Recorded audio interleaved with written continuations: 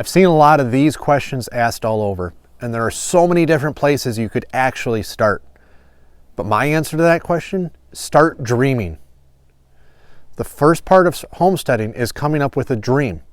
Do you dream of living off-grid on a self-sufficient lifestyle back in the backwoods? Or do you dream of living in your current home and doing urban homesteading? Do you dream of chickens and pigs and cows and you get the picture. Now, obviously, everyone's dream will all be different.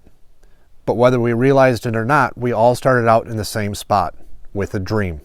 The steps we take next and the answers that we come up with for certain questions will decide how much of that dream we're able to eventually realize. Dreaming leads to the second stage of homesteading, researching. Once you have an idea of what you want, now's the time to figure out how. If you dream of being self-sufficient, now's the time to learn how to be self-sufficient. If you dream of having backyard chickens and a garden, now's the time to learn what it takes to raise chickens and have a successful garden. When researching about such a potentially large lifestyle change, it can be overwhelming. I've always found it best to break it down in order to make things simpler. For example, when we started gardening, we decided to focus on 4 main plants.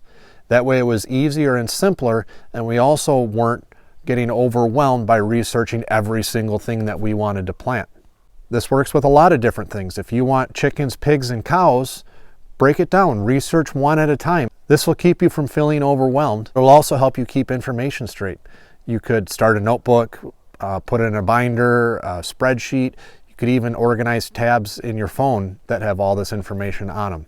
That way later on, when you have a question, you can easily go back and reference the research that you've already done. This is also the stage where we start learning what and how much. It's also important during this stage to make sure that the research you're doing is for the area that you're planning on going to.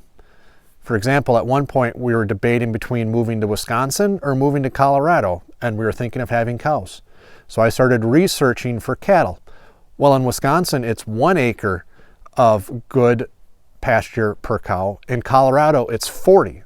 So if I had just taken the information from one and applied it to the other, I would have either had an abundance or I would have been in a really tight spot really quick raising cattle.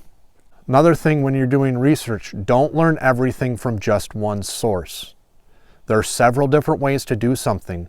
Sometimes they're all right, but sometimes too it just comes down to you finding what works best for you. Researching leads to the third stage of homesteading, planning. At this point, we have a better idea of what we need to do to realize our dream.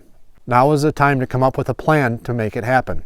Once again, it can be overwhelming. Like the last step, it's easier when you break it down into sections. If you plan on having chickens, plan out everything you need for those chickens. Plan out their coop, plan out where you're going to get food from, plan out how you're going to care for them in the winter. You can answer all these questions individually, and don't stress if you don't know the answer to them right away. Not everything needs to be planned out to the smallest detail right away. If your dream involves buying another property, now is the time where you can start to plan out what that property needs to look like. Do you need to look at properties that are 5 acres, 40 acres, a half an acre? Or if you're planning on keeping your current property, you can plan out where you want everything to go. Planning leads to the fourth stage of homesteading, action. How quickly and how much action we can take revolves around a lot of factors, but most of the time it seems to always be money, and sometimes there's just no way around that. Often we have to save for our dream or wait for the right property or the right opportunity to come about, but even while we're waiting, we can still take action. Just because we researched something earlier doesn't mean that we're skilled or proficient at it. Now is the time that we can start practicing some of those skills. Now I get it, it'd be really tough to practice raising cattle while you live in an apartment. But no matter where you are, you can start to practice some of the skills that you'll need in the future. If you dream of gardening, all you need is an area to start to plant in. It can be as small as a couple 1-gallon pots or a windowsill. But either way, you're able to start practicing something. Another option would be joining a garden share. Or if you plan on canning, don't wait until you've bought your dream property and all the produce needs to be canned. Start now. Get a canning setup in a few mason jars. Practice a few recipes. Want to butcher your own animals? Order larger cuts of meat from a butcher and break it down yourself. This will give you the skills of both packaging the meat and cutting the meat. If you plan on making soaps and lotions, you can start practicing that now. All you need is a stove and an area to work in. There are a ton of different skills that we can work on and learn before we actually need to use them.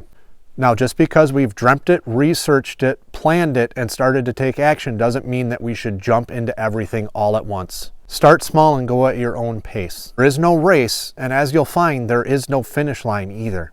Sadly, there's numerous times that we will find that our dream won't work for whatever reason, and that's okay. We've all been at that point before. Sometimes all it takes is going back to the first step and changing our dream in a way that we know can make work for us. So at the end of the day, all these answers to how to start will actually come from you. For most of us, we end up dreaming extravagantly at the start and end up having to come back and modify our dream, and that's okay. The important thing is to come up with a dream that we can turn into reality. Let me know in the comments what your dream is.